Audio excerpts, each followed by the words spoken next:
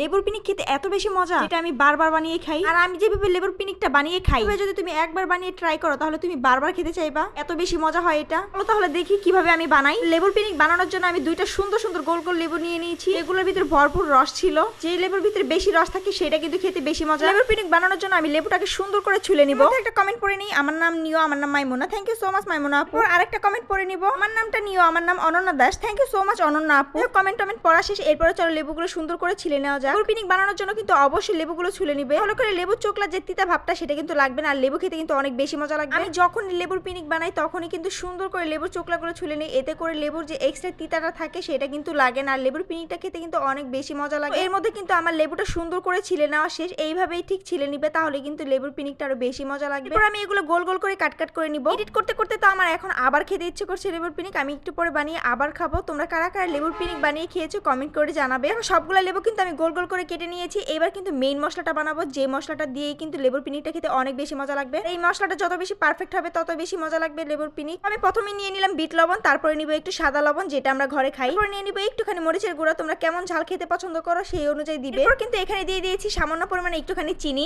দেওয়ার কারণে কিন্তু সবগুলো ব্যালেন্স খুব সুন্দরভাবে হয়। আর লেবুটা খেতে কিন্তু অনেক বেশি অসাধারণ লাগে। চাইলে কিন্তু একটু কাঁচা মরিচের ঝালও দিতে পারো, ওইটা দিলে কিন্তু আরো ফ্লেভারফুল আরো বেশি টেস্টি হয়। যারা ঝাল খেতে পারো তারা কিন্তু একটুখানি কাঁচা মরিচের ঝালটা দিবে। তো সবগুলো উপকরণ কিন্তু আমি সেম ভাবে দিয়েছি, শুধু মরিচের গুঁড়া একটু কম দিয়েছি, কিন্তু লবণের পরিমাণটা একটু বেশি দিয়েছি আর চিনিটা একটু বেশি দিয়েছি তুলনামূলক। সবগুলো লেবু কিন্তু আমি যে মশলাটা বানিয়েছি এই মশলার ভিতরে ড্যাব ড্যাব করে সবগুলো ভালো করে মেখে নিব, একদম ভরপুর লবণ দিয়ে একদম মেখে নিব। আমার মতো লেবুর পিনিক কে কে খেতে পছন্দ করো অবশ্যই কমেন্ট করে জানাবে। পরবর্তী ভিডিওতে তোমাদের নামও নেওয়া হবে। ওগুলো কিন্তু আমি সুন্দর করে যে মশলাটা বানিয়েছিলাম সেই মশলার ভিতরে ভালো করে মেখে নিয়ে দেখো এটা দেখতে কত বেশি লোভনীয় হয়েছে আর এটা খেতে কত বেশি মজা হয়েছে, তাহলে তোমরাই বুঝো। তোমরা কিন্তু অবশ্যই এইভাবে ট্রাই করবে। তো চলো এখন খেয়ে নেওয়া যাক। এরপর দেখো বিসমিল্লাহ বলে কিন্তু আমি একটা মুখে পুরে নিলাম। আর এটা এত বেশি মজা, মুখে নেওয়ার সাথে সাথে অন্যরকম একটা ফিলিংস হয়। ঝাল মিষ্টি সবকিছুই কিন্তু এর ভিতরে পরিপূর্ণভাবে আছে। যারা লেবুর পিনিক বানিয়ে খেয়েছো তারাই কিন্তু বুঝতে পারবে এইটার কত বেশি টেস্ট। যারা যারা একবার বানিয়ে খেয়েছো এই লেবুর পিনিক তারা কিন্তু বারবার বানিয়ে খাও আমার মতো। আমি কিন্তু এই লেবুর পিনিকটা কয়েকদিন পর পরই বানিয়ে খাই আমার যখন টক খেতে ইচ্ছে করে। যারা টক খেতে পছন্দ করো তারা অবশ্যই এটা ট্রাই করবে। এটা খেতে এত বেশি মজা, মুখের মধ্যে নেওয়ার সাথে সাথে একটা অন্যরকম মজা, মানে কি আর বলবো, এটা